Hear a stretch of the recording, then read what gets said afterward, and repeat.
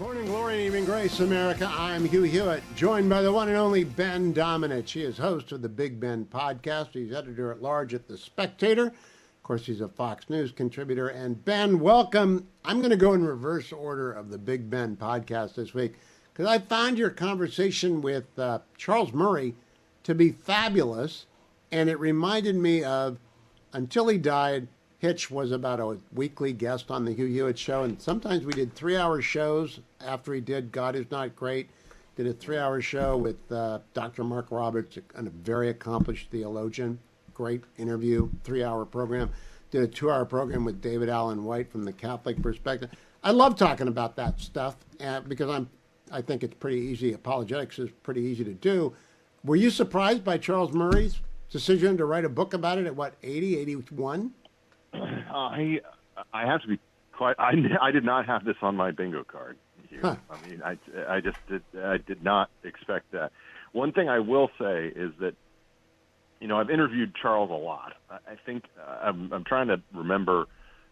I probably interviewed him for the first time probably around 2010, and he's obviously someone who has been, a titan of kind of the intellectual right, a not uncontroversial one. Obviously, but also someone who I always found to be, when I talked to him, extremely unlike the caricature that is painted of him by many of his opponents on the left. And so, to a certain extent, I'm not surprised that he would be able to approach a topic of such significance with depth and nuance, because I know that he's certainly capable of that, and that anybody who's painted him in a false light over the years would be, shocked to learn that that's the kind of thing that he can do. At the same time, I think that he's also someone who had to be kind of, as we detailed in the interview, prompted to do it because he didn't think anybody would be all that interested. And that's, there's an element of him, having known him a little bit over the years, that always sticks out to me as being perhaps because of his experience with the bell curve and everything like that, hesitant to kind of go out there with things. And one of the most critical elements of this to me was his observations about his own personal animus toward people who had deeply felt religious belief, because he thought that was something that smart people did not believe. And I think that him admitting that is significant, because I think it's something that, quite frankly, a lot of people in his class, in the think tank class, the thinker class on the right, actually do think and hold to, and it's a sad state of affairs, because I wish that they would reconsider that. And even if it is simply to take another look at this, understand the significance it holds for so many people, and think about it in the same way that Charles has, analytically, logically, look at it and say, what am I missing? And be open to the idea that you are missing something. The book is called Taking Religion Seriously. And to get an introduction to it, listen to the latest edition of the Big Ben podcast, because it is very self-explanatory. He got there via the argument of design. And that has always been, to me, the most obvious reason that one has to believe that the created order is not accidental. It's too complex. It's too amazing.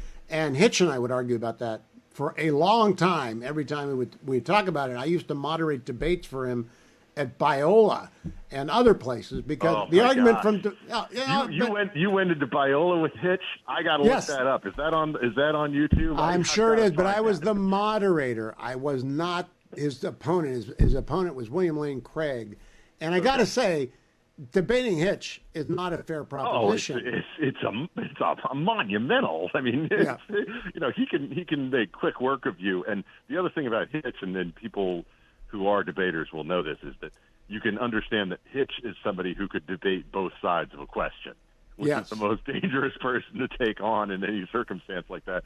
I would argue that if Hitch had wanted to write a book in favor of the existence of God and the divinity of Jesus Christ, it probably would have been an incredibly powerful book.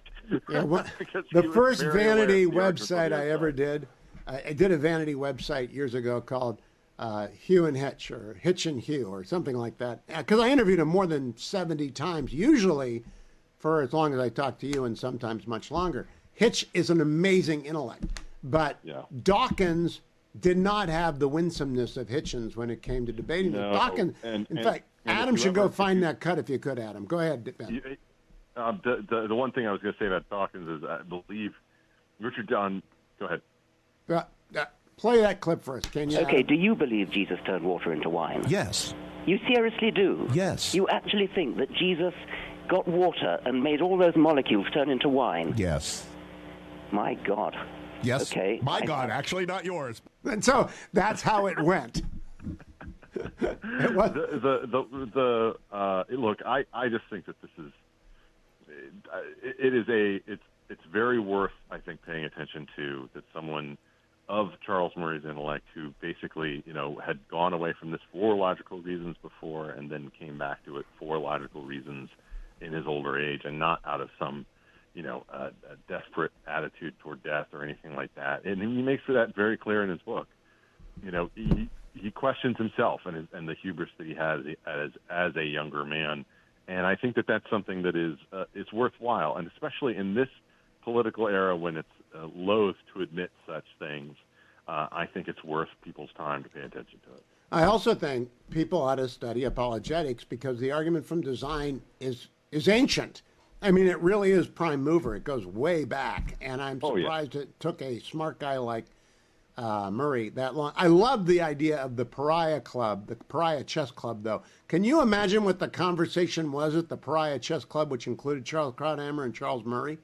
Well, the thing is, so Charles was someone who was a green room colleague and an acquaintance, but his son Daniel is an actual friend. I actually have to follow up with him about that, because I want to hear about if he ever got to listen in on the Pariah Chess Club, because that is something that I would definitely like to know about. Daniel wrote or helped compile the second book of Charles's essays, and he came on to help promote it when it came out. He's a fabulous guy. I think he's a filmmaker, isn't he? Yeah, yes, and he also is one of these people who dabbles in everything and is somehow incredibly good at all of it. Oh, I hate those people. So it's one of those frustrating types. Yeah, very good. But he's exceptional. I actually think if he put his mind to it, he would be a regular in replacement of you and me on Special Report. But that's something that he has chosen not to do with his life. Well, let me ask you about the fact that Charles Murray and you were talking about Thomas Sowell. Thomas Sowell's in his 90s. Charles is in his 80s. I'm going to be 70 before many more years go by. And, we're going to roll off the table. We're going to go. Charles doesn't stop. He's an inspiration to me. And Thomas never stopped. He's an inspiration to me. So I won't stop, but I'm not going to work that hard. And God, hope I get a lot of years to play with my grandkids. But you never know. You're 70.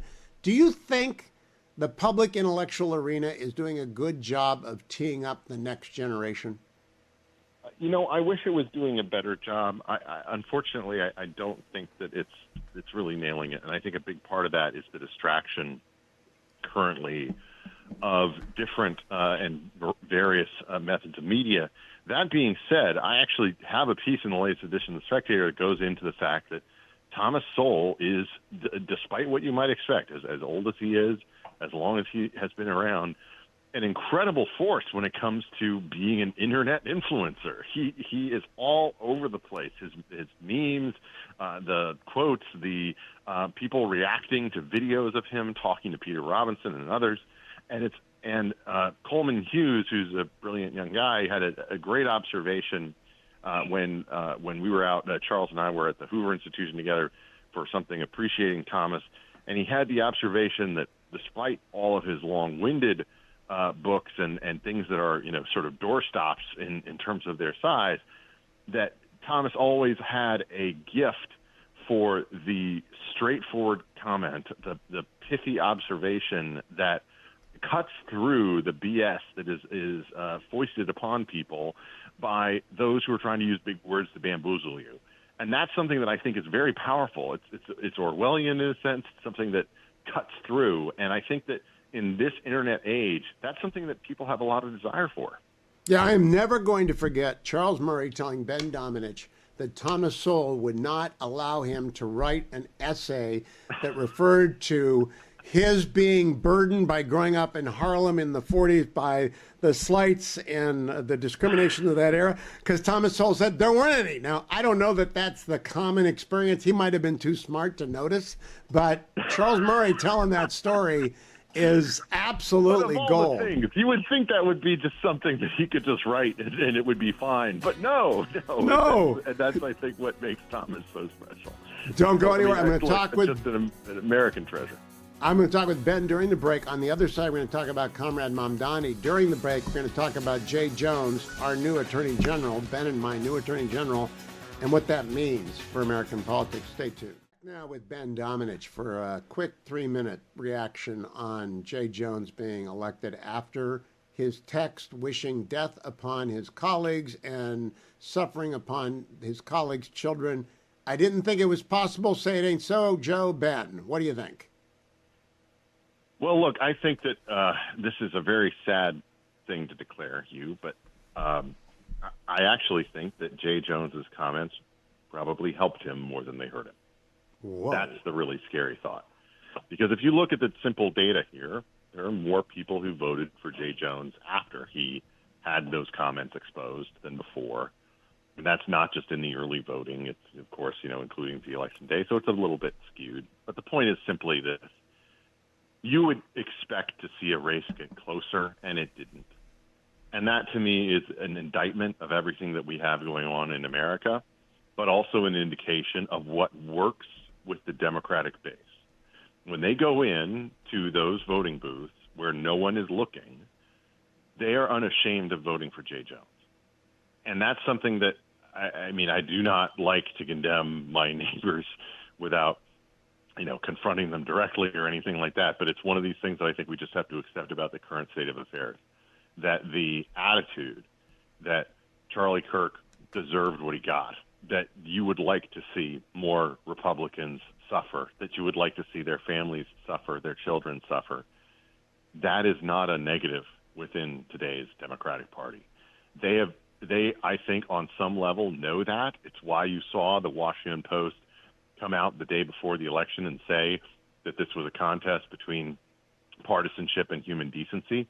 Well, Virginia failed that test, and Virginia, of all states, having, and being someone who's lived in it for the vast, overwhelming majority of my life, I can say they have a bit of a civility fetish. They like the fact that people can get along across these different lines.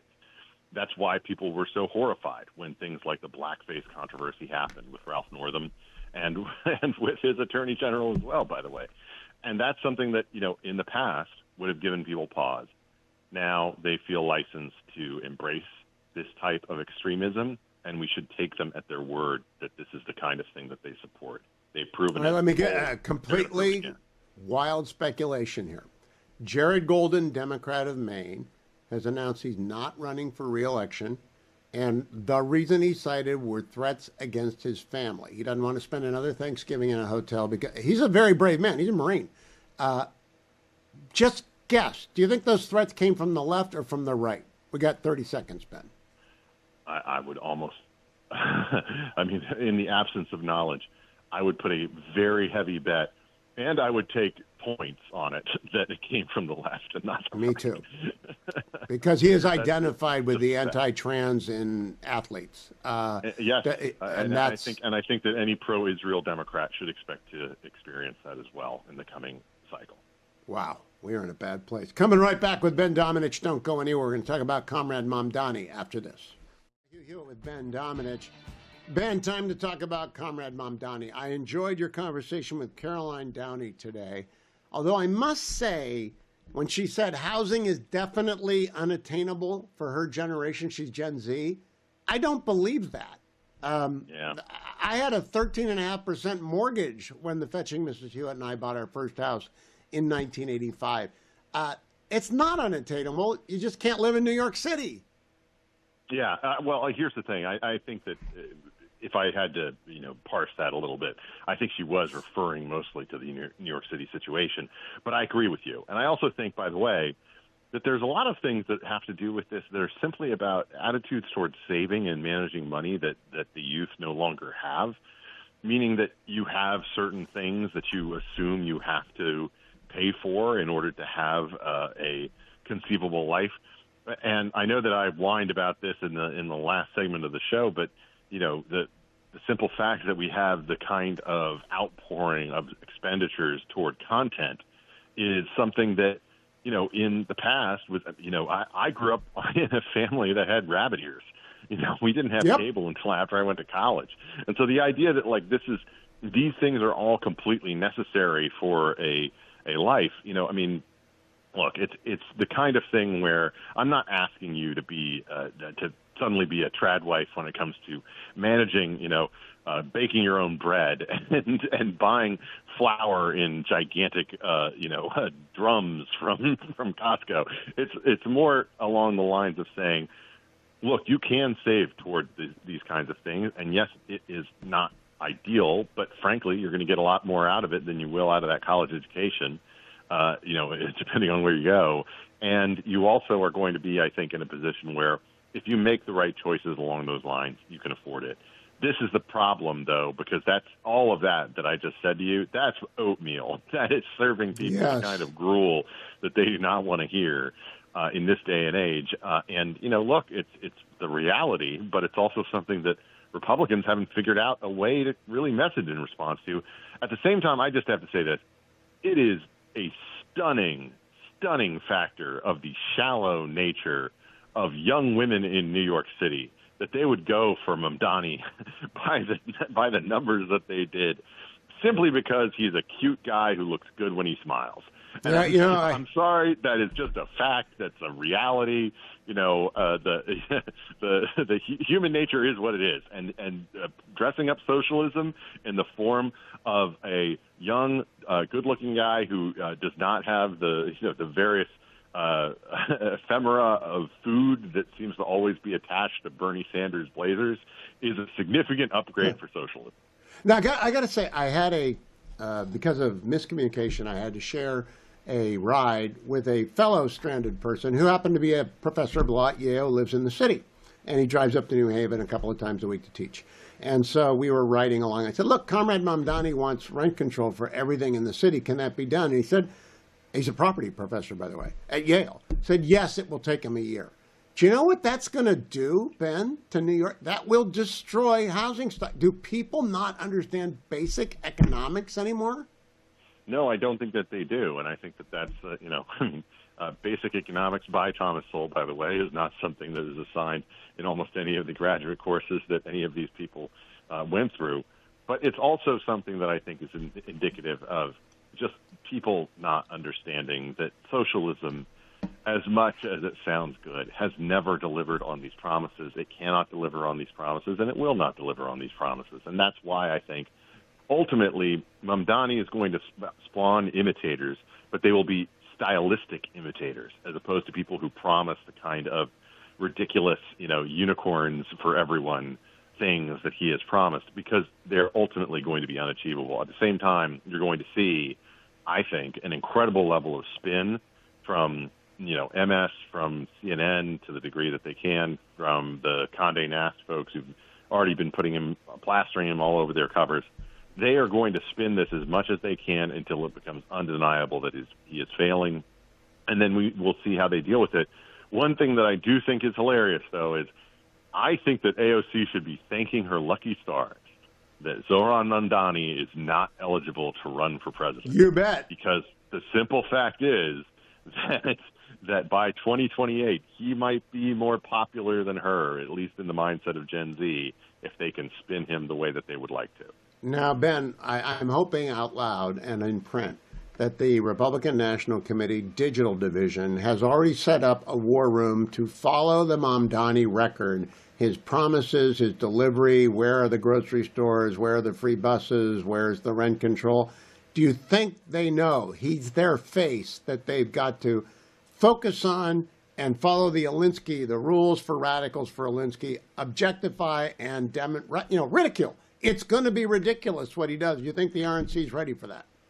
I don't think they are. I think that they've been deluding themselves a little bit about the nature of this threat for a while, and it's unfortunate because I think it's been pretty clear.